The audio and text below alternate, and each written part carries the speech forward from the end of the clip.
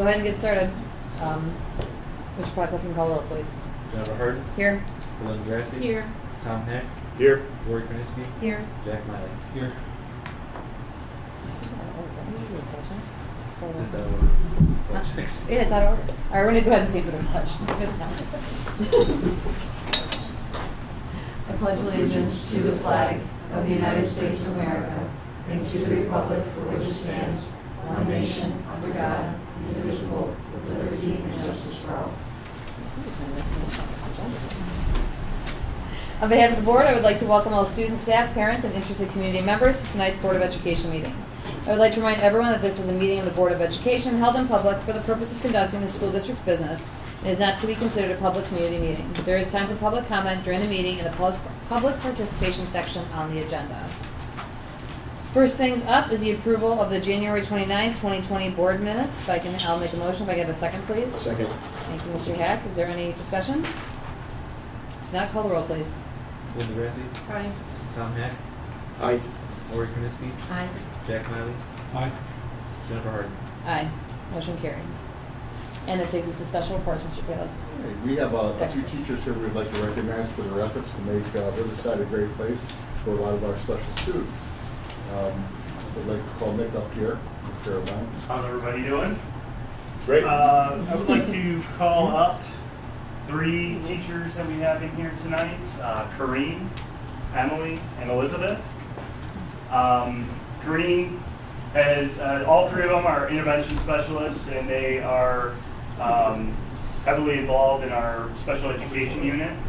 Corrine has been here for 18 years, Emily has been here for 6, and Elizabeth has been here for 7. Throughout the year, they coordinate a lot of events that have been going on for a long time in the district, but these 3 have been kind of taken over the last couple of years with our annual Valentine's Day dance with the special education students. And the great part about the Valentine's Day dance is that it's not just Riverside. They open it up to special education students from high schools all over Northeast Ohio, which we just had a couple weeks ago. Also throughout the year, they do a Thanksgiving luncheon for staff and an end of year staff picnic that the students kind of oversee. And talent show too. talent show as well. Just a couple of pictures here. The Valentine's Day dance. So on behalf of the board, I would like to present each of them with a certificate. Green.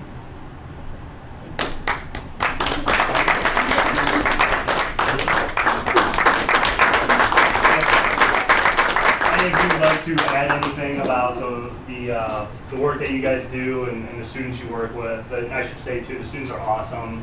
I go to a lot of events throughout the district and all the schools, and some of the events that they do are by far my favorite ones to attend. You do a great job for us too. We love you guys. You're such an office, just so you know. I mean, just the job that you do, and you just tell what that you enjoy doing, what you're doing, what No, we appreciate the support as well. Not every school will be willing to let us host some different things and, full time from class to do them. So yeah, every time we walk into the gymnasium during the semester, there's we'll talk about overstimulation. There's things going on every which way, and don't ever try to get me to dance. I try to get somebody. Yeah, the kids enjoy it too. And the unfortunate part about it, we had that the heat was out at the roof time of day when we had the dance, and we were able. Mrs. Lanning really worked hard along with you and also transportation to get the kids that still wanted to go to the dance. It wasn't just an issue of providing transportation, but we needed to make sure that we had our teachers there and our aides as well. It was good. It was a little bit of a stressful morning, but we worked it out. We had a stressful couple of days leading up to it. Yeah. Not sure what was going to happen. Yeah. So I would imagine that event is really, it's probably very complicated to coordinate. And, I mean, for me, every time I see the pictures and whatever every year, that is probably one of the best events that I think we host. That it's really, really nice that we do that. It's and amazing. I appreciate that you All guys of put that together. Things. Everything that's donated throughout the community, everything's donated by local businesses. So we work really hard to find people to pick everything up the day of, make a schedule. So it is kind of hard to put everything in line, but it's so cool to watch it all come together. It's a Just lot to of get a work. list of our sponsors, so, we have the digital sign, we can thank them in front. If we can get that list. Yeah, definitely. And the kids send them thank you notes, right? Did you- We've already done Yeah, that. it's All all- signed. We have the list posted on our Yeah. website, Yeah. social media and everything. Yeah, we That's nailed what our it's a sign thing. too. Yeah. Yeah, I think we should. That would be great. How many students were there this year? There were about 250. Mm-hmm. How many schools? How many districts? I think there were 10. 10 different districts, Yeah. yeah. That's great. Yeah, Mentor always brings a lot from their high school and from CARES and their Cardinal Lab, so we have a lot from there and then everything else. What do you Okay. enjoy the most about your job? Your Uh, teaching position? Interactions with the students. Yeah, I love that every day is a new adventure. You never know what you're walking into. I think them grow. It's cool because we have them for 5 years. Yeah. A lot of the teachers at this level don't have that, so it's cool to see their progress. I just want to thank you also for expanding what you do beyond just your students, because they've also started a Best Buds Club this year, which is getting our regular ed students to interact on a more regular basis with the kids who have pretty significant special needs. I think it's good for your students, but I think it's also good for the greater community. I happen to have a child who is participating in that club, My daughter so is I too. see, She's- yeah, so I see it from the Yeah. other end, and I think that's huge, breaking down those barriers. So not only what you do for your kids, but what you do for our community in a larger sense is huge. Thank you. I agree. We really appreciate all the time and effort that you guys put into all of the events. So it's very much appreciated. What's next? The talent show. You'll be getting your Already got the slideshow. We have a thriller performance. So 2 weeks? April 2nd. April 2nd. Mhm. Yeah, A lot we're of gonna have singing and students send out dancing the from my invites room. soon. Is that during the day? Yes. Yes, twice. We have 2 performances. And, We got a lot of and it's talent. standing room. We have a lot of talent. It really is. Yeah. It's great. And that goes back to the support of the other teachers. Like Yeah. people are willing to bring their classes and take time out to come experience see it. And the other Support. students participate just as much as our kids. It's great. It's They're really clapping and having a great time. So what time is that at? What time is Is the it 9:30 and 1? What's the date? April 2nd. And we'll make sure you guys are on the invite. So I'm gonna do a quick photo, and then I actually have a 2-minute video highlights roll of the Montage. Is it a Valentine's. montage? Like, here, a little bit under here. a little bit. Alright. Perfect. Thank you. Thank you. Thank you. guys. Thank you, ladies. And I'm just gonna show a quick little video here. It's about 10 minutes.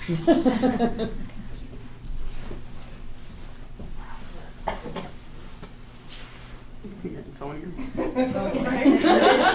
This is the thriller dance.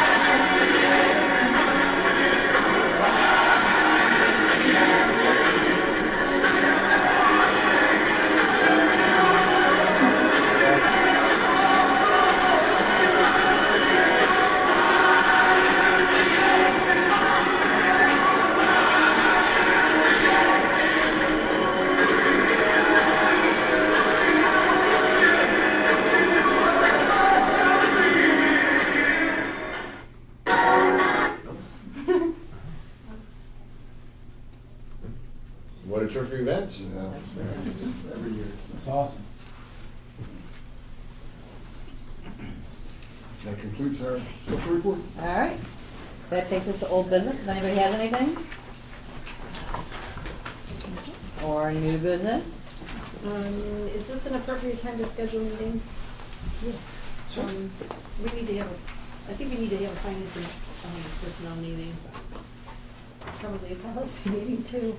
You're etching. Whatever About 4 that's hours. worth. Your policy Just meeting. Block out a day. I don't know what's good, I don't know what's good for you, Lori. That's both of us on both of those committees, so you just let me know what's good for you. I can make pretty much anything work. You wanna meet in the morning? Great. That would I be prefer preferable, right? Okay. Like, yeah, I can do almost anything, so. Actually, my mornings are good for the next 2 weeks. What works for you guys? Like March 2nd, March 3rd.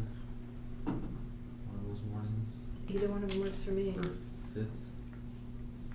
I'm good. Do you wanna have 2 separate meetings?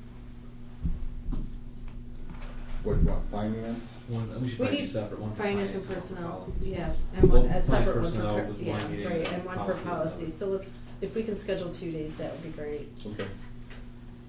I don't care what days you guys pick, I can come any day if we're doing it in the morning. 2nd, 3rd, and 5th are open for me, so any of those days. Lori, what works for you? Third is really good.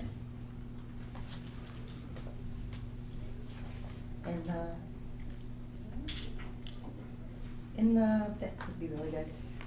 If it works for everybody else. The third and the fifth. Let's I do the think. finance meeting and the personnel meeting on the 3rd, cause the 5th, that gives people an extra 2 days to look at the policy stuff. There was a lot of policies to review, that's all, it's just, it was a big stack, so, March 5th for policy. yeah. And the 3rd for finance and personnel. Friday, Monday. What time? 7, good? What works for you, Lori, cause you gotta Seven's get good. somebody on the bus. I take them to Latchkey. Oh. 7's good. Okay, 7 AM, both of them? Okay. Does it work for you, Gary? Yeah, that's good. Jim? Yeah. Okay, thank you. Let's see, Dr. Malacher, you also wanted to talk about getting a buildings and grounds on the schedule prior to the next curriculum, which is, the curriculum is on the 31st of March. Right, if we could do it more in that second week of March, that would be really nice, because some of the stuff that I wanna talk with that committee about, I'd like to get rolling sooner rather than later. So I don't know what the week of the 9th looks like for, I'm not in town that Okay. week. I can do the 16th if, or what's the 17th? Well, 17th, that's election day. Mm. I can do that day too. how does the 16th look for you, Tom? If we did it at 7, I can make that work. I'm good with that, I'd much rather Yeah. do it in the morning. You Yeah. okay with that, Jack? Mhm. Okay, all right, yeah, let's do 7 o'clock. Are you, that's not even my So committee. actually- Hold on a second, I better make sure the other people. Right, so we need Dr. Kalis and Mr. Flacco as well, and then Mr. Weiner. So, yeah, the 16th, we're actually meeting with Neil at 1 o'clock on that day. You're gonna have another batch. On which day? coming. What? Which day? 16. 16th. For the next batch of policies. Let's get through this one. Yeah. Okay. I'm good with that date. Good. And Jack's good, all right, so Yes, the okay, so buildings the and- 16th at 7 AM. Got it. And Gary, will you You make want sure both that's an on the outcome same set? Programs thank and you. buildings and grounds, did you say? No, so that's separate. Okay. So this is just to talk about some of the things in particular that Dr. Malacher talked about, discussing things we can do with regard to the welding program, and that's buildings and grounds, so that would be on the 16th, and I don't know when the program's meeting is. That's not till the 31st. Okay, all right, and the 31st, we also have a curriculum meeting, so, That's the programs, Yeah. that's the same. That's, For curriculum. that's on, that's the board meeting day, is that in the morning or is that before the board meeting? No, it's in the morning. Morning. 7 o'clock. I'm sorry, you must not have been when we were setting those times, Jim. At the last meeting, because we did it at the end of the last meeting. I apologize. Okay, thank you. Terrific. That was all I had, thank you. Okay, if there's nothing else for new business then, that'll take us to the Board of Education Committee and Liaison Reports. The first thing is the Superintendent's Business Advisory. I was not able to make it last week, but Dr. Kalis was nice enough to give me an update on what all went on. Dr. Bassich gave a short presentation on Creative Business Model Project created by the students at Riverview, where they sold Valentine bears. I think Nick sent us that information, right? Somebody sent us that on, oh no, it was Business Advisory, but they sent us, but they sold a lot, like, it was only 200 and some bears or something like that, didn't they? They sold more than that. They did a really It was nice job. something- I can't remember the number, but when he said it was way up there. Yeah. Gary, sounds like you gave a school finance presentation to the Business Advisory Committee. We discussed, the Ed Choice Initiative was discussed, as well as just updating everyone, the next meeting would be at the Senior Project Fair. There was also a requirement that Dr. Bassich and Dr. Kalis are working on together, that Ohio law requires each district's Business Advisory Council and Board of Education governing board to issue a joint statement by March 1st each year to report progress on work outlined in the Business Advisory Council's plan for the year. So they were working on that.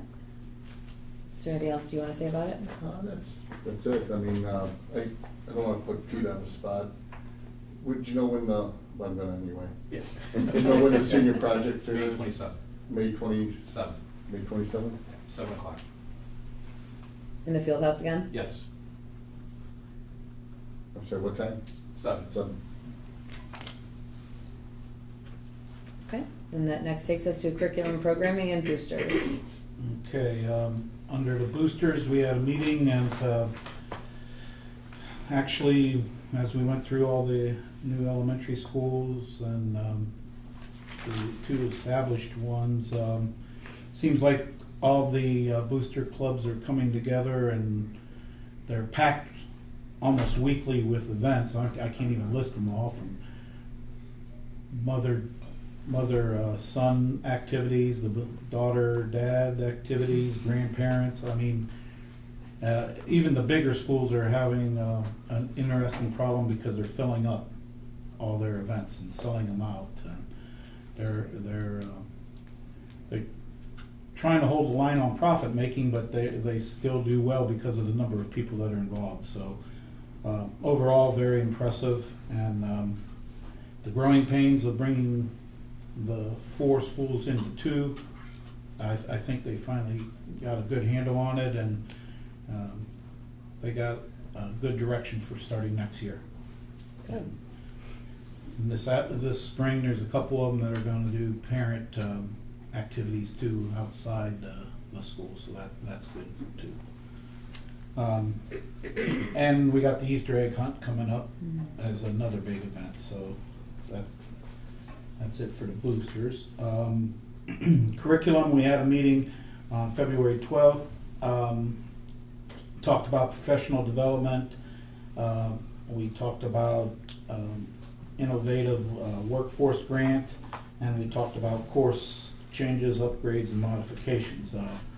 Under professional development, there's a lot of blended learning going on and some good planning going on for trying to make the classrooms a little more inviting for 21st century learning, and trying to improve collaboration among teachers, students, and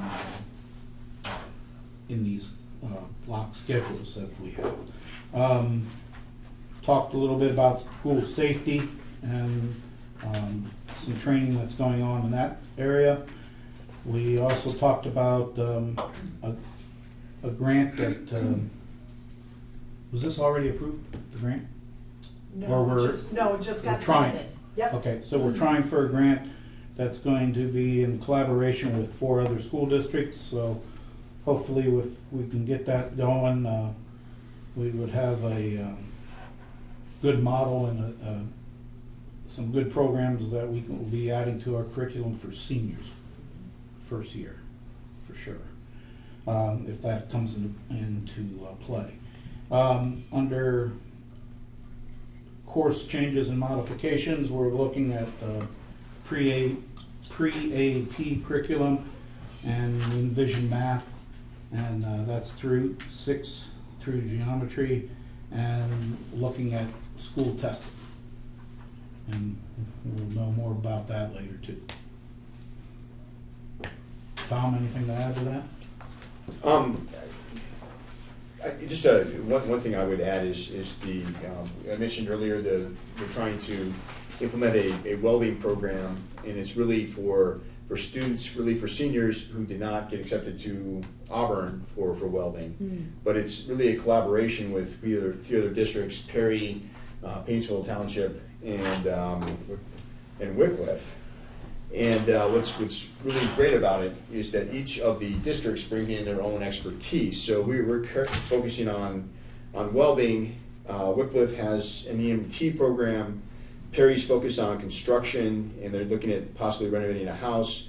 And then Painesville City is focused on HVAC.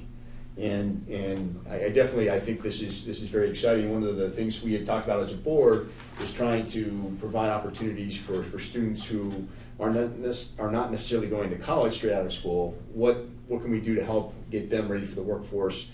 And I think this is really a terrific way of getting a bite at that apple and helping make that transition effective. And it helps us get credentialing for our students as well. By the time we graduate. That's right. Where will they do these things? Is it in each individual school, or are they traveling to different buildings? Like, how does this work?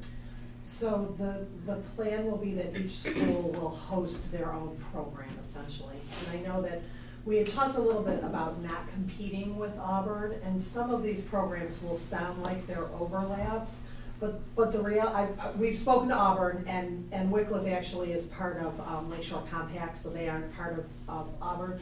But these are senior-only programs, so they're targeting a different group of kids. They're not 2-year programs.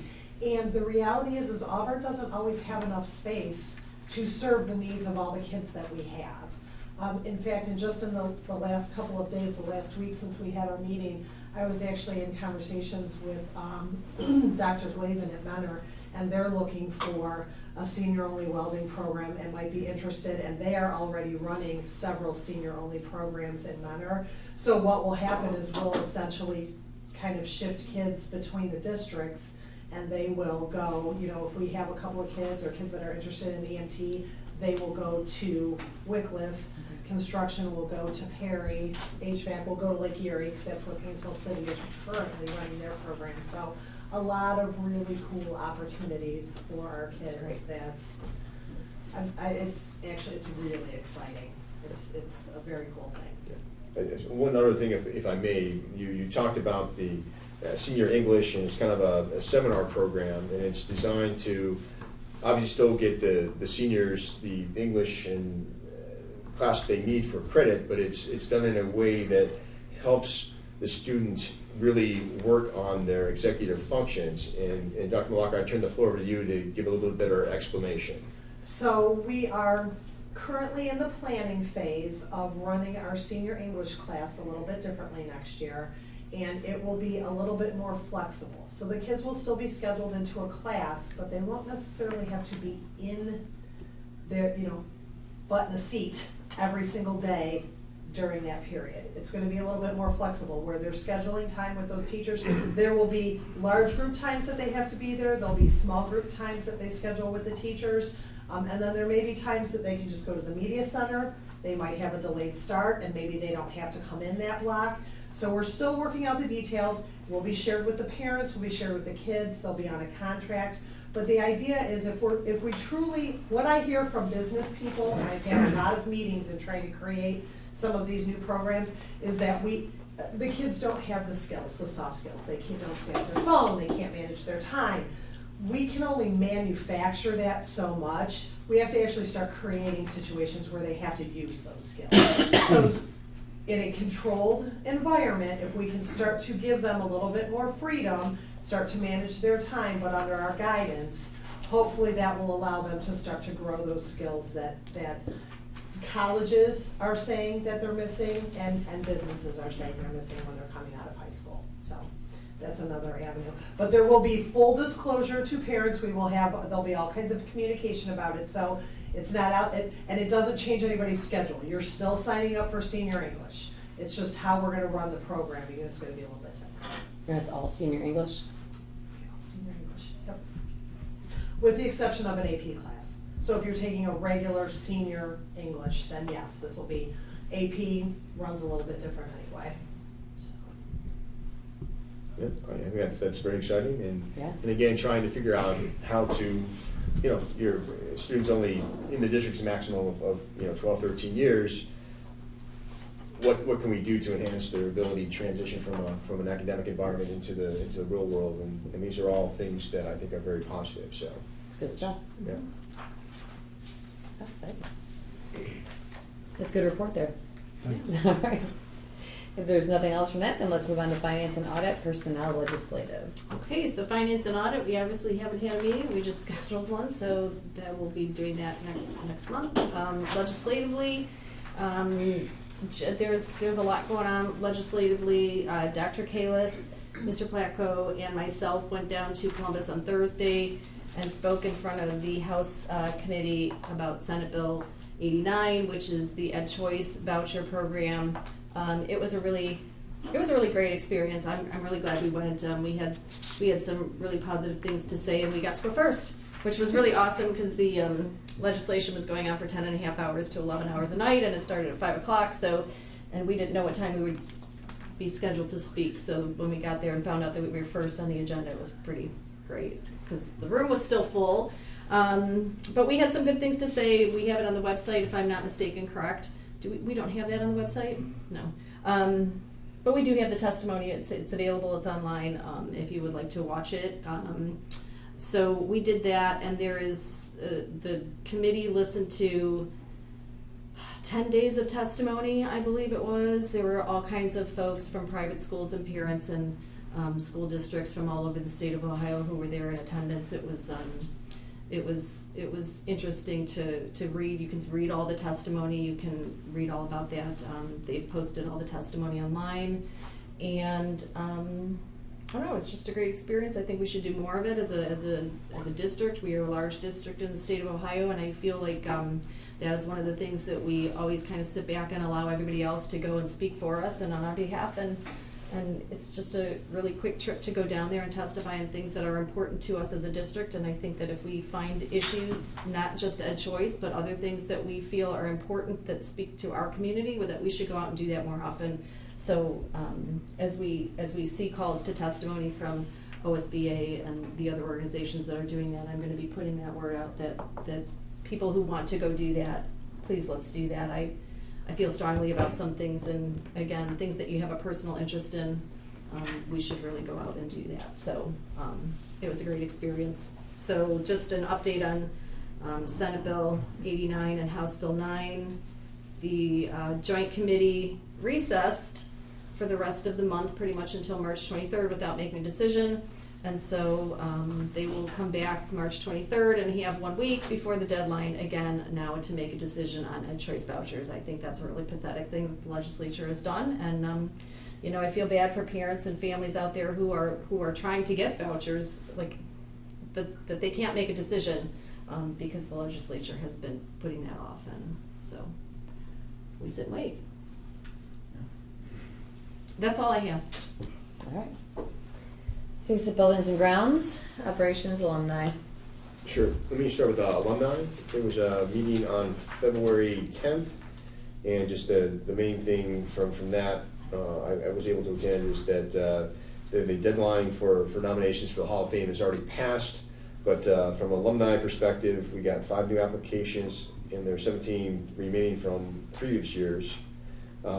Faculty and staff, there are 4 new applications. There aren't any holdovers, and then there's for athletic there are 2 new applications and one holdover.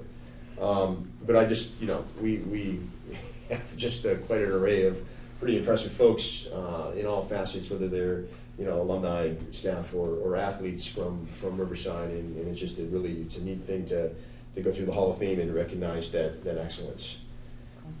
Looking at the buildings and grounds, you know, we covered a myriad of things. We're potentially gonna do something with the side hoops in the field house. Right now, they're on independent stands, and we're looking at the possibility of trying to make them possibly permanent or figure out a better situation for them. It's kind of early in the process, but that's something we're looking at. We're possibly looking at doing something with the Melridge floor in the gym. There are issues with some of the tiles coming up, and so we are in the process of trying to figure out how to solve that in a permanent way. Either take them all the existing out, or Mr. Miley suggested there might be approved ways of putting flooring on top of the existing tile, which would encapsulate everything underneath and still be an effective way to move forward and keep that surface from deteriorating. And so we are, you know, we still have a Navy background. I never was on a newly commissioned ship, but when you get a newly commissioned ship, you call it a shakedown cruise. So we're definitely in the shakedown cruise phase of the new buildings, Parkside and Riverview. And then there are some issues that we're working through. One of the main things is that we keep getting alarms within the heating system, and we're trying to get the attention of ICON. And they've been responsive, but it's still not solved. But we're trying to figure out how to get them to the point where they are not going off on a regular basis, where things are in better control, and that the alarms are less frequent and the system is running more efficiently. Some other things there, you know, maybe some issues with the floor in the kitchen from more of an aesthetic perspective than from an actual good surface perspective, but that's something that Mr. Wayner really is focused on, and as we should be. Just as a reminder, you know, we have a year of warranty that expires at the end of August, basically. So we need to make sure that we get all these things, all these checklisted items or punch list items identified and then taken care of prior to that, because after that, it's going to be very hard to get them fixed, and it'll be more on our dime than it will be on the contract that we had with ICON to build them. And those are the main things that I had. Mr. Miley, you were there as well. Did you have anything to add? Nope, you did good. Can I ask a question on the things that are warranted? Sure. If we identify them before the 1 year, like what is the issue if we identify the issue but they haven't fixed it? It's still within our warranty period because we've identified it, correct? Yes. They're still If required we do to another fix. walkthrough sometime over the summer, they go through room by room and identify any outstanding issues, and then they'll work on getting them resolved. Whether it's within the 1 year period or not? Right, yeah. Okay. Oh, there was one thing that if we're working on making a recommendation for summer help, and so if there's people out there that are interested in applying for that, those will be posted soon. Yeah. All right, Mr. Malley, thank you. And Mrs. Harden, thank you as well. All right, that takes us to policy and strategic plan, if I could put out. So policy, we just scheduled a meeting tonight, so no update there. From the strategic plan position, I was given an update on where it left off, and with the understanding that the committee facilitator will be putting together a meeting soon to reconvene and bring things back together. If anyone else is interested, I mean, it's been such a long time, if anyone else is interested, if want to serve on any of the committees, they can call us and we'll put them on there. Are you gonna send something out to the people that were on the committee last time? Like, how are you gonna I try to have get a people? list, and I have several lists, if you want to take a look at them, too, of the people that served on it. I mean, Previously? Yeah, I mean, you were one of them, I think, with the facilities. Yeah, we will. I see them around, too, at school Sure. functions and everything else. I've been kind of keeping them up to date on some things, and they're pretty excited about getting going again on the strategic plan, especially those that were involved with the facility plan. I thought we weren't gonna use the same committees though. We can. Like, I thought we had We're gonna thought add we were one gonna be like with moving in a different safety and direction. everything else, Right. but I think we can, for us, we can put it in with facilities. I can do both with facilities. I don't think it would be much of a problem to do both of them in one committee. I mean, if you think it should be separate, I can do it. No, I'm just asking, because we had communications, we had. Yeah, we still need communications, we still need curriculum, I mean, we have our, what do you call it, our climate, one as well. I mean, we can change them up. I mean, right now, if we are gonna change them, we need to change them now. One that I thought people were interested in is what we're gonna do about safety. We need facilities as well. I mean, we're right in the middle of a facility plan. Good. Anybody else? All right, and that takes us to the superintendent's reports. Okay. Mine is short. We've had a couple meetings just recently too.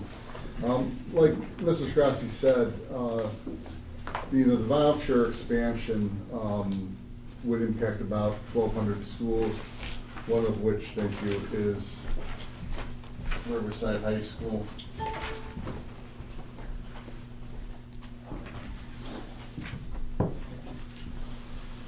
Both the House and Senate versions would remove Riverside High School from the list, but we still feel it very important that we come down and speak on behalf of all public schools. If nothing changes out of this process, we could still be on the list.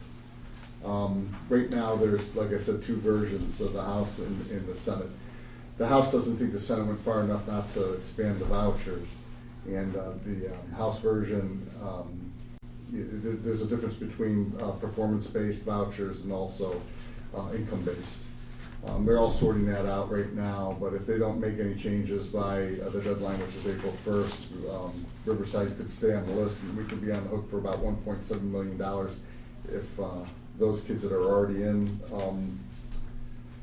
parochial and private schools decide to take the vouchers. So many of our own colleagues, not only Mrs. Grassi and Mr. Placko, but other colleagues throughout the state delivered testimony to House Bill 9 Conference Committee. Again, we did it on Thursday. Just to give you an idea, I have my testimony here if you want to take a look at it. Mine's a little bit different than Mrs. Grassi and Mr. Placko. We didn't want to, since we were all going down there, we didn't want to overlap on what we wanted to say. I'm not sure how, I mean, there were some school districts on there that had a couple people, but there weren't 3 or 4 that I could see, except a couple private schools. But just give you an idea of what my testimony looked like. We had 5 minutes to speak. We were the first ones to go, like Mrs. Grassi said, and that was a big deal to us, because the night before, they went from 5 o'clock to 3 in the morning. I don't know how they do it, but they sit there and they listen to testimony. And a lot of the arguments are the same. When we were driving down to Columbus, we received a call from Mr. Placko, and he informed us that we were going first. I was number 1, Mr. Placko was 2, and you were actually 3, but I know you could make it down there, and then Mrs. Grassi. We felt very happy about that, but we also felt badly because we could easily have left right after our presentation, our testimony. So we stuck around for an hour maybe, listened to some other people give testimony, and then we left. And I think it went into, 2 o'clock in the morning, Gary? 2 o'clock that night, yeah. That night, yeah, so people were sticking around for that. I told Mrs. Grassi that when we were going to Columbus, that if we didn't give testimony within 8, 9 o'clock, then I was gonna submit it and we were gonna leave. And I was her ride, so she made a choice. I made myself real clear on that. Another update here, these are pictures. Going back to the first one, from what I understand, we were on the front page of the It was the front dispatch? page of the Columbus Dispatch. That's the yeah. front page of the dispatch. That's when Mrs. Grassi's giving her testimony. You can see a lot of people in the back. What would you say the gallery held? Maybe 150 people? Maybe. Somewhere in there. Yeah. Here. I mean, it wasn't the biggest room they had, but, it was full. Yeah, it was. What's interesting is they posted this article, I think around 7-something p.m. that night, before the testimony even ended, so, they already Yeah. had it already written up that no deal was gonna be made. Interesting. There's some pictures there. It's one of the few pictures of me. Action that- photos. Jim who was Action looking up, photos. right, Looking you were up. looking up. We had 5 minutes to give testimony, and so I was reading very fast. I had my head down, and then someone's watch went off, and I thought that was the alarm that cut me off. So for a moment there, I stood there, and they said, "No, go ahead." And it was a little over 4 minutes. Mrs. Grassi was right at 5. 5 They minutes. even mentioned that, Yeah. and they were cutting you off mid-sentence. But, you know, Jim did a great job. You talked about like the school and what our curriculum is. Gary talked about finances. I talked about the taxation of scholarships and vouchers. And so we had 3 very, very different types of testimony. It was really interesting. And you know, the kids that went after us were the kids sitting in front of us were from Lake Catholic, right there behind us were from Lake Catholic. And so they had spoken. You know, it was just interesting to hear different Yeah, it perspectives. was. We received the Leroy appraisal a couple days ago. I have one copy here if you want to look at it. A couple of things with the appraisal. In a nutshell, the appraisal is for $110,000 for 14 acres. Remember, we do have presence of wetlands there, and also limited development potential. Back in 2016, I think it was June of 2016, we had Chagrin Valley Engineering coming in and give us a wetland delineation. We also had EA Group exploring the asbestos situation in that building as well in 2017. We do have some in there, but they said that the materials were considered to be in good condition, so we don't have to deal too much with that.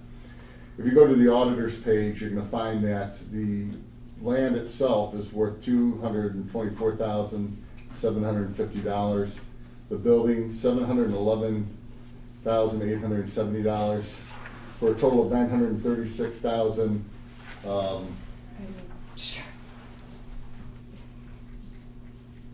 Why is this working here? I'm going the wrong direction, I'm sorry.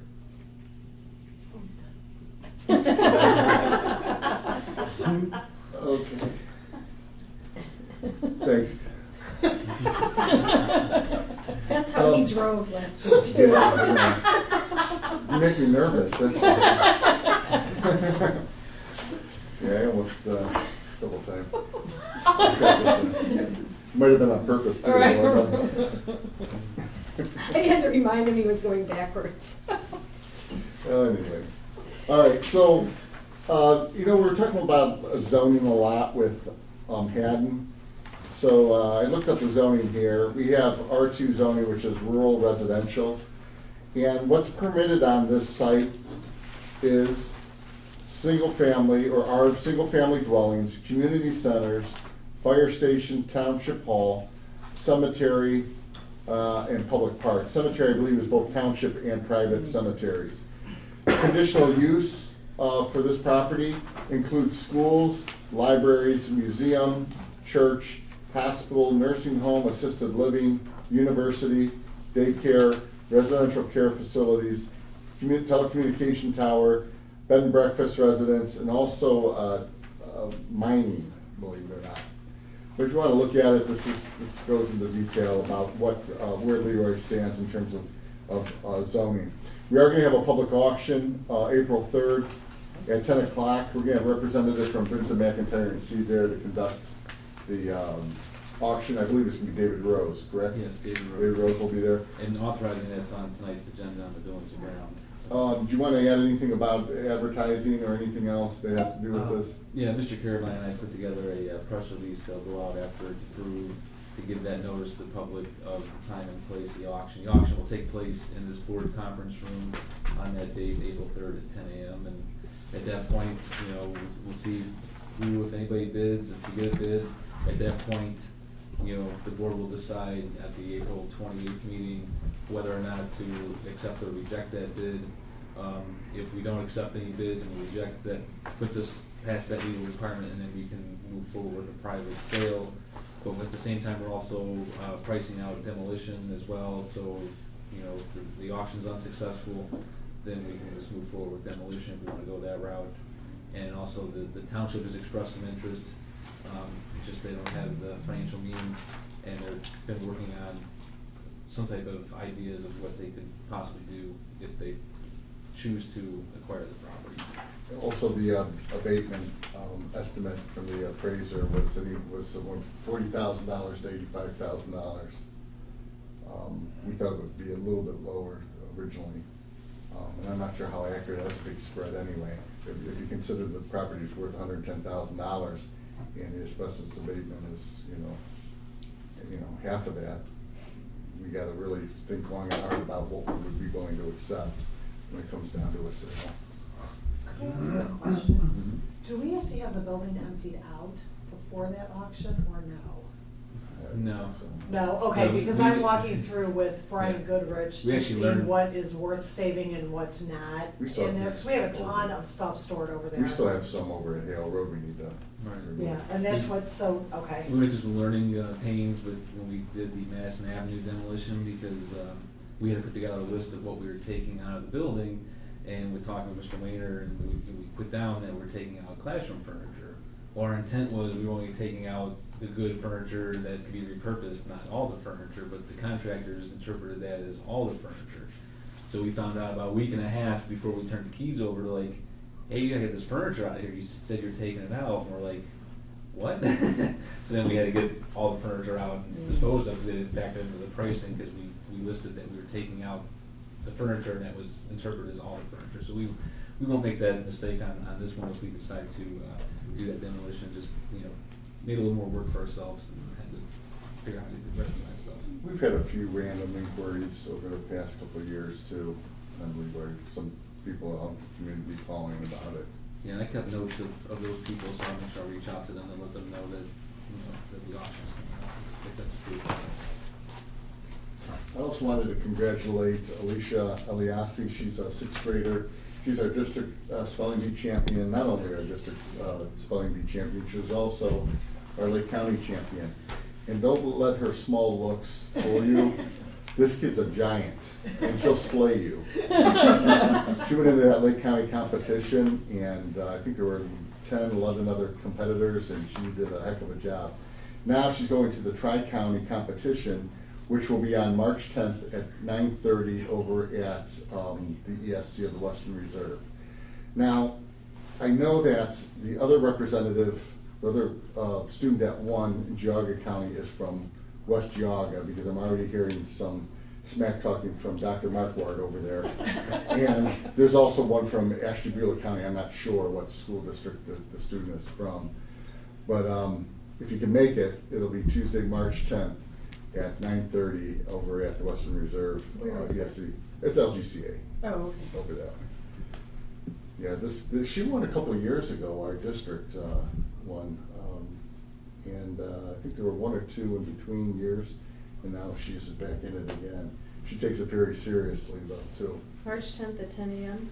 I have 9:30. 9:30. Yeah. Yeah. There's the parents are on the right, her brother, and then Tim St. Clair on the left, and me on the right, kind of look alike. And then Mr. Orlando's there as well. All right, so just a couple of updates. Technology, we met with Kirtland Schools on February 7th, and we also toured our facilities, had their tech director tour our facilities on the 11th. We went to every building, every technology closet that we had. They looked at hardware, they looked at what we do in terms of how we deliver, how we use technology as a tool in instruction. They gave us a proposal, and the proposal was higher than what we want it to be in terms of shared services. It provides more service, so we're gonna start to define exactly what we want and what they can provide to us in a conference call this Friday, to try to drive that cost down. Because as in anything, shared services, we would like to have it be a good deal. But we also want the service that we're gonna need to run the technology department here. So I hope to have more answers for the board come Friday. Also, safety, and Mr. Ack, I think you touched on it earlier. The ODE is sponsoring a training safety assessment intervention. a lot of the safety programs and seminars and conferences we've gone to over the past several years always starts with an incident happening, and then what you do from that incident to, go through that process. There's not a lot of discussion necessarily about how you mitigate the chances of an incident from happening. So now the focus seems to be, and I've gone to those seminars, and I raised my hand and said, why don't we do something about how to prevent it? I mean, that's what we really would like to see in public schools and everywhere else.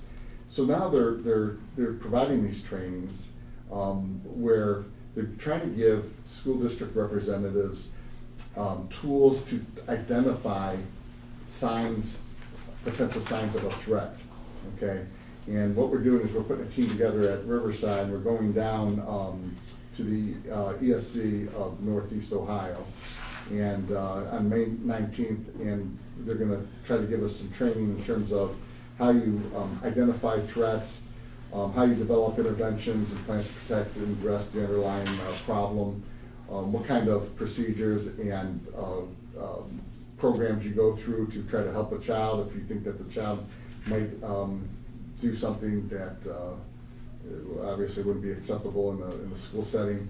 And I'm really kind of happy we're going down there to get this, because a lot of times when these situations happen, it seems like a lot of times you can put in all kinds of processes to try to protect kids. But a lot of it sometimes is more reactive than proactive. And we want to get every single angle we possibly can on trying to protect our kids. So we're going to be down on the 19th. It's also associated with the Sandy Hook Promise too, I remember. So that's a very popular program as well. When is that? Sandy Hook Promise. No, when is that? It's May 19th. It's a whole day training.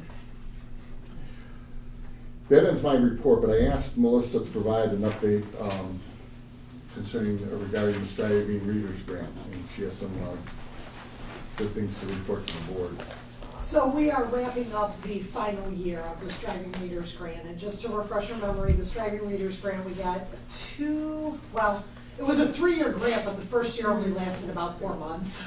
So in typical ODE fashion, they released the money, I think, in May, and we had to spend it by September. So we're now in the last phases of that. That was our poster. Last week was the literacy conference in Columbus that we had to attend. It says Perry Local School District because they are the lead in our consortium. So everyone kept going, why does our poster say Perry?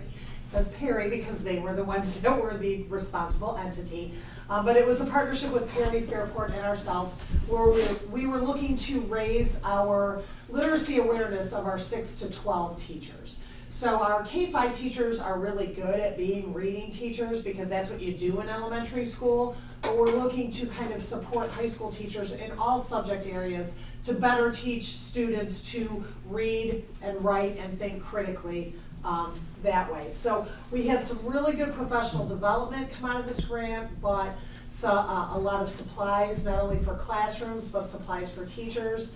It's been the catalyst to some personalized learning, which for Riverside is taking the path of the blended learning, which we started that initiative this year also. So, like I said, kind of coming to the end of the cycle of this particular grant. I'm real happy with what we've done. We've done a lot of things with our literacy coaches also that have helped to build the capacity and continue the work. And actually, I sat in on a meeting last week. The state has released another grant. It's called the Comprehensive Literacy Grant. And I think as a consortium, which will be other districts in Lake County, what are they? The ESC of the Western Reserve. I couldn't remember what they were called now. Has taken the lead on that, and there's several districts in Lake and Geauga County. But between us and Fairport, we want to continue this disciplinary literacy work that we started with our 6 to 12 teachers. So we think we have a really good foundation for applying for that next grant. So just wanted to let you know that we're kind of coming to the end of the cycle for that. We're going to take a look at it when you leave. But it was a good experience and very good for our teachers and for our students. concludes my report. Thank you. All right, Okay. treasurer's report. All right, well, we're gonna go through the Lake County School Financing District slides again tonight, as this is the last, board meeting before, the election on March 17th. But before we do that, I'm gonna go through a few, updates, and then we're gonna actually post part of this video, online. We're gonna cut it out of this board meeting so that can be shared, so people can get more details of the financing district. But, first thing I wanted to give an update on, just the Haddon property update. On the agenda tonight is to approve an addendum to that agreement, and that was to tweak the zoning. We discussed that previously, the business commercial zoning up front from B3 to B3 to B1, just a little tweak there. And in the back section, the township approached us and they wanted that actually zoned recreation, which is the actual correct zoning for the park that's going back there. So that's part of the addendum on tonight's agreement. And then we will close sometime after April 7th, because in order to change the zoning, the Board of Zoning Appeals will have their public hearing on March 10th.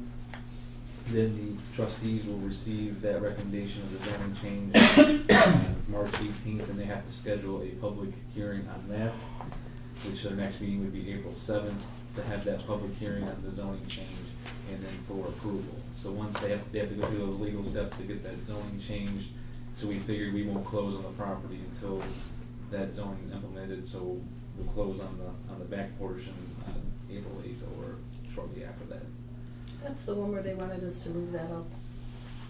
Is that email that you sent the other day about they wanted to move that up, and we're not gonna do that, correct? They were just asking if we wanted to proceed with Right. closing or wait till. We're gonna wait. So Right. we're gonna just to make sure everything's per the settlement, per the purchase agreement, that it works out that way, and make sure everything's correct before we close. Another update, just the 5-year forecast. We've been using the same model now for many years. It used to be put on by a company called Public Finance Resources, and then they got bought out by Forecast 5. So you've seen the spreadsheets, fairly complex spreadsheet. Back in 2015, it was $13.49 for that. Then it went up to $13.99, and then went up to $15.95 in 2017. 2018 went to $2,065. Then they got bought out by Forecast 5. So this year's price was $4,390, and we kind of was like, with the construction project going on, it's like, it didn't make sense to change models and all that stuff. Next year's pricing came in, and for all the bells and whistles for Forecast 5, it's $19,625. And I said, well, thank you very much. And I'm like, for $19,000, I can hire a part-time person on my staff that can do a lot more than just forecast. Oh my God, are you kidding me? And so, if you just wanted the forecast model only, it's $11,138, and pretty much here's the model. Good luck, working with it. So I'm going to make a change from that to K-12 Consulting. I had a demonstration last week, about 2 hours long, going through their model. It's Excel based. They kind of pre-write the notes for you, and they have a one-on-one support with you, pre-write your notes, and then you go ahead and you tweak from there. They see what they see, then I, have my knowledge of how things are and add that to that. So we're gonna switch to that model here going forward after the May forecast, and I'll still have our current one through May, but then the November forecast will have a new look and new feel to it. And then, we'll see how that transition goes, and if that doesn't work out, then I will start doing my own thing in future years. So there's a lot of districts that were using the same Yes. software that you have. I cannot imagine they're all going to be moving to pay $19,000 when district Mhm. treasurers used to have to do that forecast by hand anyway. Right. This is Warrensville, Willoughby, Eastlake, and Orange all switched this past year. I think Orange switched 2 years ago. And then I know Berkshire is looking at switching, and a couple others that have been looking to it. Midview out in Lorraine. They switched to it? They're going to switch to the K-12, switch from okay. the price Yeah, model. like that's, I There's can't. even like a district like Berkshire, who's maybe a third of our size, a third of our budget. They were quoted like 9,000 something just for the forecast model, not including the additional extras. So it's Wow. kind of unfortunate, because it was a handy tool. Mhm. It was built by school treasurers who were retired or near retirement, but it seems like they, Overpriced the market perhaps. overpriced themselves on the market. Wow. Next thing is the construction budget update. We haven't gone over this in a while, but, we figured we'd go through it now that we've sold Hale Road Elementary, waiting for things to close. I felt it was important to go through this, so, we just kind of give an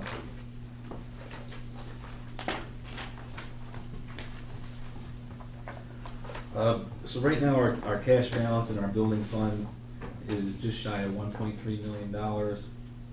We have outstanding purchase orders of almost $1.1 million with a balance of $200,000 left in the construction fund. And the reason there's funds left is that we charged, we encumbered the music furniture and building furniture towards the PI fund at the time we awarded that contract, to the tune of about $1.2 million. Then we sold the rear portion of Haddon, and then we sold Hale Road Elementary, so the total proceeds from that's about $150,000. So by the time you net all three of those together, looking at what we're using on PI, using our building fund, our balance before demolition, we were over by $852,000 at this point.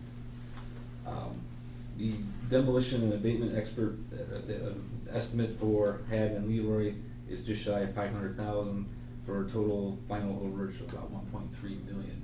That's assuming that we're demoing Haddon and Leroy. As you know, obviously Haddon I think has a lot more value to it.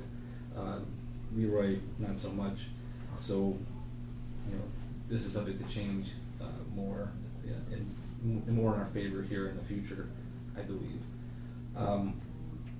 We do have construction manager contingency of about $115,000 left that will be returned to us if those don't get used. As far as outstanding purchase or outstanding change orders out there, there's a few lingering, I think there's one for painting the operable partition.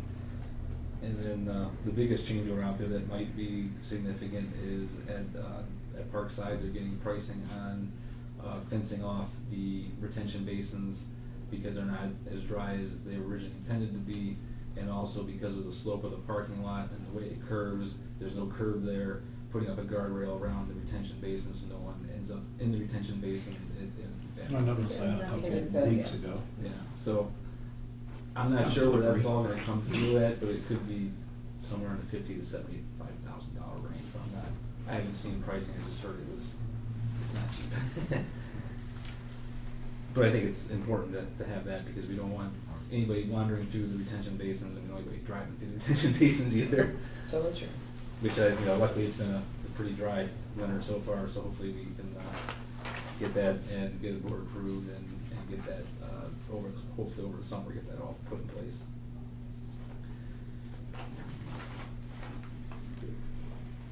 Any other questions before I go into the presentation?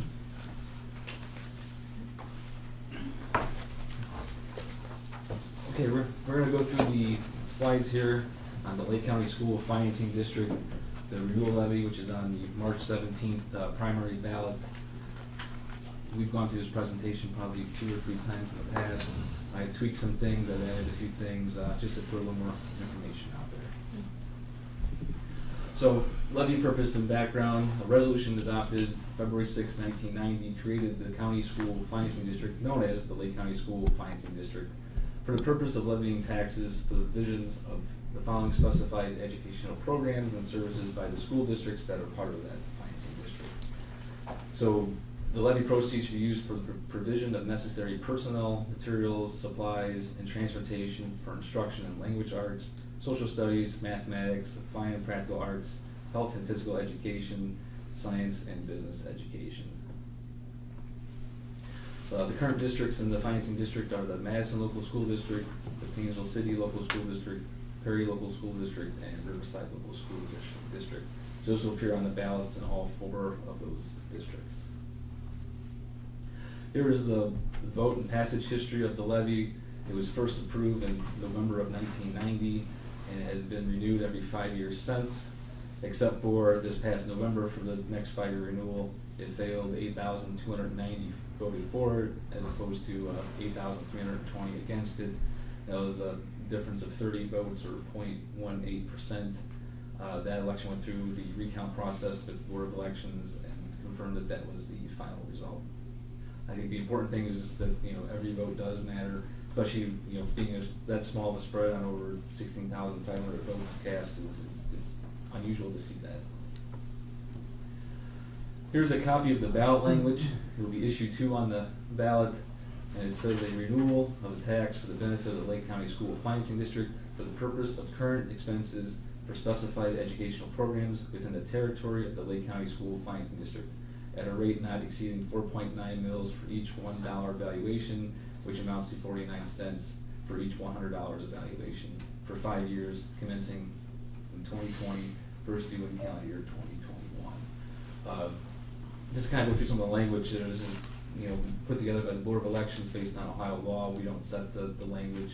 It's given to us and we just review it. Actually, it's the ESC in this case that reviews and they share it with us. But like the purpose of current expenses is it's considered a current expense levy. That's kind of the levy type. And the reason it says specified educational programs is because if you remember from the last couple of slides, it's restricted for those certain core subject matters.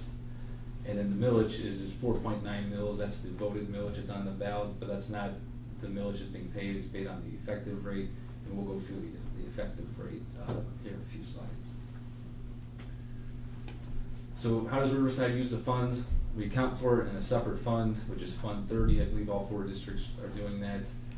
The one difference is here at Riverside, we include that in our 5-year forecast in line 1.06, all other revenues. It's not included in the forecast of the other 3 districts. You know, ODE requires the general fund to be in the forecast, but not necessarily this fund. But because it's basically for those core subject matters, we include in our forecast because it's an important revenue stream, and we just feel it's the appropriate way to account for it. We currently use it for teacher salaries at the Riverside campus, with a total of approximately 32 teachers in English, math, science, and social studies. No benefits, materials, supplies, or transportations are charged to the fund. Just makes the accounting for it easier, and it's just, you know, easier to track and assist it. So current tax rate, so tax year 2019, collection year 2020, this is what's being currently paying on the tax bills. As we said, the voter rate is 4.9 mils. That's what you see on the ballot language. But Class 1, residential and agricultural, the millage is about 2.28 mils. It's 2.77084. Annual cost per $100,000 home is $69.74. What's important about keeping this levy going is that it still includes the 12.5% state rollbacks, which is the 10% non-business credit and the 2.5% owner-occupied credit. These were eliminated back in 2013 on any new replacement levies, and basically the state is picking up part of the property tax bill on this levy on behalf of you know, 10% if it's residential, and assuming it's owner-occupied, so that, you know, anybody who lives in their own home, as long as it's not a rental property, they should get the 2.5% owner-occupied credit. Class 2 commercial industrial is collecting at 4.83 mils, and then Class 3 public utility tangible always collects at the full millage at 4.9 mils. This slide here just has about 10 years of valuation history broken up by class. You can kind of see the first set of numbers, Class 1 residential. Back in 2010, the total valuation of the financing district was about 1.5 billion. Now it's about 1.6 billion. So it's been pretty steady over the years. You can see back in the Great Recession time, values went down about 8%, and they've slowly recovered. You can kind of tell, you know, each year when you do a reappraisal or the 3-year update, you can kind of see there's more of a jump in those years, like in 2012, 2015, 2018. You can see those jumps when those reappraisals happen. Interesting, Class 2 commercial is actually, the valuation district-wide is lower than it was back in 2010, and also public utility as well has gone lower. But as a whole, it's been pretty steady across all 3 if you look at the total valuation. So Riverside's annual revenue history, you can see back in fiscal year 2010, we were receiving just shy of 2.7 million, and that number has been dwindling over the years. In 2019, we've only received 2,093,000, and we'll kind of talk about that a little bit later on here. So it's, you know, so comparing 2010 to 2019, it's gone down almost 600,000 a year over that time. So the levy's over all 4 districts, and it's distributed to each of the districts based on an agreed upon formula. So how it works currently is Class 1, Class 2, which is your residential and commercial taxpayers. The revenue is distributed based on each district's proportion of enrollment. So you take the district's, the enrollment of each of them, add it up, and you kind of calculate out what's the proration of each of those districts, and that's how those classes are calculated and distributed. Class 3 is based on 2/3 of each district's enrollment and 1/3 on Class 3 valuation. So with the renewal, if it gets renewed, we've already agreed to a new allocation, starting with this, which would be tax year 2020, collection year 2021. The allocation will be based on the funds generated by each district. So each district receives a proportionate share based on the valuation by class. So what does that basically mean is we're going to receive 100% of the funds that we generate going forward, and would resulting in a significant increase in revenue. So for example, if we went back and looked at calendar year 2019, we should receive about 2.8 million as opposed to 2,063,000 that we actually received during that time frame. So what had happened was over the years, different things had happened, such as electric deregulation, there was devaluations of the power plant in recent years, and there was the phase out of tangible personal property tax. We were getting reimbursements from the state. Those started getting phased out probably in the 2012, 2013 time frame, and then just natural changes in enrollment. So over time, all these different factors working together were working not in our favor, over the years. So each year we saw that dwindling revenue. So by resetting it with the new allocation, it will make us whole again, and it will be good for Riverside. And just kind of going back, because there's some questions. Well, when did that all start? When did we start realizing that we were kind of it was becoming unbalanced? And it looks like so back in November of 2014, just looking at history, which when we passed the resolution to renew the levy in May of 2015 was the election that the finance year got renewed. So we only would have 2013 collection year, and at that time it was a loss of 142,000, but the year before was a gain of 52,000. And I wasn't really able to go too much farther before that, because then they had we didn't have it separated in different funds, and just finding all the historical documents, I wasn't able to do that. But for many years we received more than we were generating, and just kind of went unbalanced over the years, and then each year it had gotten worse and worse to where we are today, which is what called for the new allocation. Otherwise, it wouldn't have made sense to continue the financing district. So by this new allocation, it protects Riverside, Painesville, and Madison from future Perry nuclear power plant devaluations. So if the power plant gets devalued in the future, the direct hit would go to Perry and not be spread among the 3 districts. It also protects everyone from disproportionate changes in enrollment that result in varying changes in allocations of the previous method. So if some districts are growing or some are shrinking, and things are kind of moving around, I think it's a little more stable with using the valuations. So why did Riverside just put up its own levy and then leave the financing district? Most importantly is those state credits, the 10% non-business credit and the 2.5% owner-occupied credit. Otherwise known as the rollbacks. Those were eliminated on any new replacement levy. So putting a new levy on, we would lose those credits, and it would cost basically 12.5% more to generate the cost of residential taxpayers 12.5% more to generate the same amount of funds. And also, a new levy would result in the same tax rate for all 3 classes. So if you remember before, residential was paying a much lower tax rate as opposed to commercial and public utility.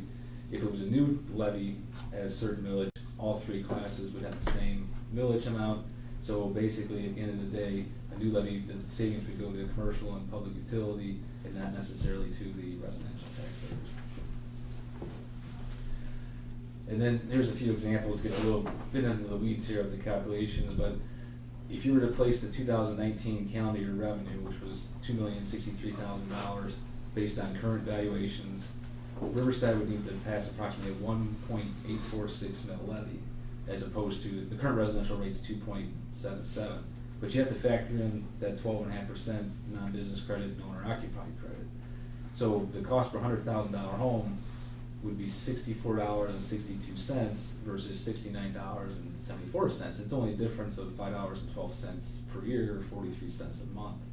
But this is also assuming 100% collection from, it's called the Schedule A's, we'll get these valuations from. So 100% of the taxes are collected, you know, I mean, it's pretty much a very close, it's a very minimal difference between the two. But the problem is, if we did that, we wouldn't be realizing the increased revenue from the new allocation that we're currently getting. So we're getting a better bang for a buck by keeping it going this way. Because otherwise, if you were to realize the estimated increased revenue, which was $2,819,000, assuming 100% collection, it had to be a 2.52 mil levy, which would be an increase of $18.53 per year for a $100,000 home. So for just $5 a year, we're getting $800,000 more in revenue a year. It makes sense to do that as opposed to going for all levy and losing those rollbacks. So some frequently asked questions: is this a renewal levy? Yes, it's first approved in 1990, it was renewed in 95, 2000, 2005, 2010, 2015. It's not a replacement levy. I saw some comments on social media recently that said, oh, if you renew this thing, it's going to reset to the current valuations. It is an increase in taxes. No, it's not. This is renewal. The other scenario is if it's a replacement. If you see a replacement levy, it's resetting to that valuation that's current, and would be a tax increase. This one is not a tax increase. Will the approval of this levy increase my taxes? We just said no. It's currently collecting at 2.28 mils for residential taxpayers. And will this levy be continuous? No, it's a renewal for a 5-year term. And then on our website, on the news page, top article is we have it pinned there. So there's additional frequently asked questions there. This kind of goes more into the details of the levy. This comes from the Board of Elections on their Facebook page. It said, already making plans for St. Patrick's Day, which is election days. Early voting started March 19th. And then, like I have every vote counts, that was apparent with the November ballot. So March 17th, Tuesday, St. Patrick's Day is an election day. We didn't set that, that's set by the state. The Board of Elections put out early voting calendars, so if you have plans on St. Patrick's Day, you can go to the Board of Elections in downtown Painesville, and you can vote early. They're open 8 to 5 this week. They're open 8 to 5 next week on weekdays, but then starting March 7th, they're open on the weekend from 8 to 4. Then the week of the 9th, they're open 8 a.m. to 7 p.m. That Saturday the 14th, open 8 to 4 on that day. Then we're open Sunday the 15th from 1 to 5. Monday the 16th from 8 to 2. So that's the early voting schedule for Election Day on the 17th, with the polls open at 6:30 in the morning and close at 7:30 p.m. And to vote early at the Board of Elections, I think you just need your ID and know your address, so they know which ballot to pull for you. And that's all I have. Is there any questions on that? Thank you very much. That takes us next to public participation. Anyone wishing to address the Board of Education will be recognized by the Board President. Speakers are requested to identify themselves and their topic. Comments are limited to 3 minutes. Okay. No one has anything. That will take us to consent agenda. The consent agenda provides for more efficient use of time. Any board member can remove a consent agenda item to be discussed and voted on individually. The first thing up is finance and audit. We have a motion to approve the items listed on the finance and audit consent agenda as recommended by the treasurer, items A through F. A second. I'll second. I just wanted to read some of these items just for the public benefit. We would like to thank the donation of $100 to the National Honor Society from Ian's Legacy. And I thought it would be prudent and maybe helpful for the public to understand some of the dollars that we get from grants. So I'd just like to read them if you don't mind. So we have a Share Vision Inc. grant that we're accepting in the amount of $260, a Lake County Retired Teachers Association grant in the amount of $200, an Ohio Department of Education grant from OneNet Public Communications of $10,800, another ODE grant for Student Wellness and Success for $184,667.73, a school safety training grant from the State of Ohio Attorney General's Office in the amount of $17,394.75, a grant for school safety and security from the Ohio Bureau of Workers' Compensation in the amount of $4,400.95, our Striving Readers Grant, which was from ODE, and I think that is just 1 year, correct? That is a 1 year amount. So that's not the total of $61,578.50. Our Title I grants from Ohio Department of Education of $505,751.95. The title grants and the IDEA grants are federal pass-through grants, just so that people understand where that money is coming from. The Title II grants are $107,597.81. Our Title III grants are $18,424.13. Title IV grant, $33,605.03, and our IDEA grant of $840,216.38. Wait, there's two more. Hold on, I gotta flip the page, and then I just wanna make a comment about some of these. IDEA B restoration grants from the Ohio Department of Education, $74,344.35, and ECSE grants from the Ohio Department of Education in the amount of $17,299.70. These grants, I just want the public to know that these are grants that come in that we apply for, that some of them are renewal grants on a year-to-year basis. We account for those funds in separate funds from the general funds out of the district. Many of the IDEA grants and the title grants are being used for special ed populations that we have in our district, kids with disabilities, kids with reading deficiencies. These are important dollars for our district. They're not on our general fund budget. However, if we didn't have these grants, we would still want to service these students and still do the things that we do with those dollars. And so it's a significant amount of money. That's probably over, $1.25 million.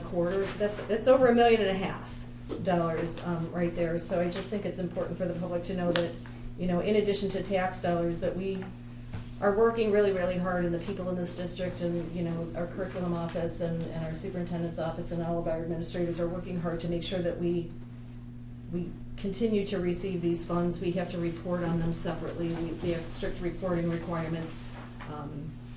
It's important stuff, and I'm glad that we actually have that on our agenda, that we actually are accepting these and that people can see that. And actually, someone we received a while ago, and this recommendation by the auditors that we board approve these going forward. So we kind of did everything that we received this year as this one, so it won't be like that every agenda. A lot of the Ohio Department of Education ones are recurring grants we get each year. These are just the new allocations for this year. Doesn't include, if we have leftover funds, they carry forward to the following year. Sometimes they change allocations throughout the year, and they give us a little bit more, but then causes us to have to revise budgets and go through things like that. But yeah, they're very critical to our operations and helps us serve, especially on some of these, help serve some of those populations that require more services. And the treasurer's office has to account for those funds. They have to budget for those funds, even though it's not in the 5-year forecast. We still are budgeting those funds, and it's just a lot of money. I felt that it's important for people to hear the actual dollars instead of just having it here on the consent agenda, and nobody would be able to hear that. It's a lot. If there's no other discussion, can we call the roll? Tom Hack? Aye. Lori Kreninski? Aye. Jack Miley? Aye. Jennifer Harden? Aye. Linda Grassi? Aye. Motion carried. Personnel? Sorry, I didn't look at that far ahead.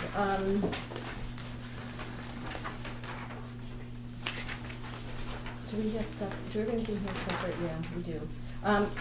Just read A through C. Yeah, we have, okay, sorry. A motion to approve the items listed on the personnel consent agenda is recommended by the superintendent, items A through C. A second. Thank you. Is there any discussion on those items? Please have athletics after this. It is, right, okay. If there is not, can we call the roll on those? Lori Kreninski? Aye. Jack Miley? Aye. Jennifer Harden? Aye. Linda Grassi? Aye. Tom Hack? Aye. Motion carried. And then we have a resolution to approve the employment of the supplemental coaches listed below in the athletics, item E. Can I have a second? I'll second Is there any discussion on those? And if not, can we call the roll? Jack Miley? it. Aye. Jennifer Harden? Abstain. Linda Grassi? Aye. Tom Hack? Aye. Lori Kreninski? Aye. Motion carried. Curriculum and programming?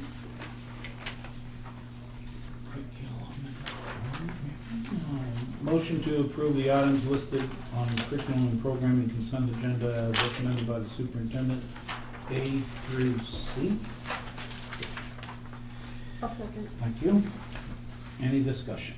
No, Julie Bielko's not here, but I just thought I'd tell her, like, her summer program's awesome, again. Which calendar did you end up? The one that teachers start on Friday.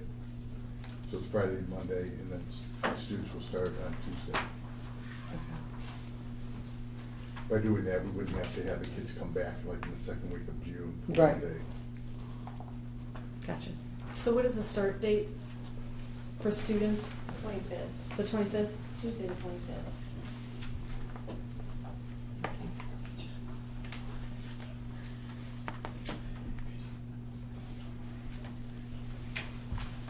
Any other discussion? Okay, roll please. Jennifer Harden, Aye. Linda Grassi, Aye. Tom Heck, Aye. Lori Krenski, Aye. Jack Miley. Aye. Motion carried. Buildings and grounds operations? Motion to approve the items listed on buildings and grounds consent agenda, items A and B, as recommended by the superintendent. May I have a second, please? I'll Second. Oh, No? Go ahead. Mrs. Harden? Thank you. Any discussion? Just to clarify, there was a voting section on section A that should not have been there, so we are voting on A and B as Mr. Hack. A being the Haddon property addendum and B being the Leroy auction obligation. But you're in the right place, Tom, if just noticed that, I was looking through. Okay. I guess I'm sorry. He's on this sheet. I see, okay. You were Gotcha. right with the. You were in the right place and there was. Okay, sure gotcha, there's no disagreement, gotcha. Correct. All right, terrific. Any discussion? All right, can you call the roll, please? Tom Heck, Aye? Lori Krenski, Aye. Jack Miley, Aye. Jennifer Harden, Aye. Linda Grassi. Aye. Motion carried.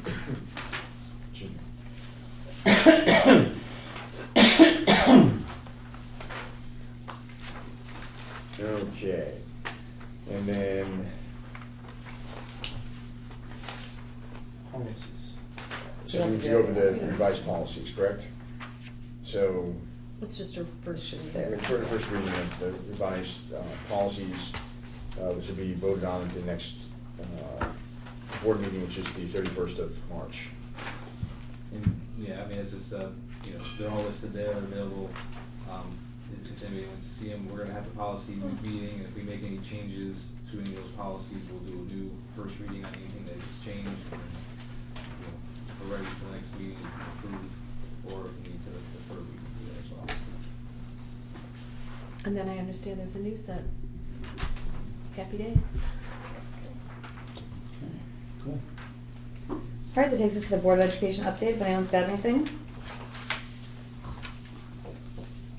When's the play? When's the musical? Is it before our next board meeting? It is. Yeah. It's March 12th, 13th, and 14th. Okay. The Senior Citizen Appreciation Night is Thursday at 12 at 4 o'clock. And then the first play is at 5 on Thursday. And then Friday at 7, Saturday at 7. I think there's a 2 o'clock on Saturday as well. Can they hear you back there? Is that Mike Gordon or? Yeah. They're doing Cinderella, right? Yes. Yeah. I heard it's great, so please come. Okay, then no one's got anything else. I'm going to make a motion to adjourn at 8:30 PM. If I can have a second, please. Second? Thank you, Mr. Hale. Call roll, please. Lori Krenski, Aye. Jack Miley, Aye. Jennifer Harden, Aye. Linda Grassi. Aye. Tom Heck. Aye. Motion carries. Thank you very much.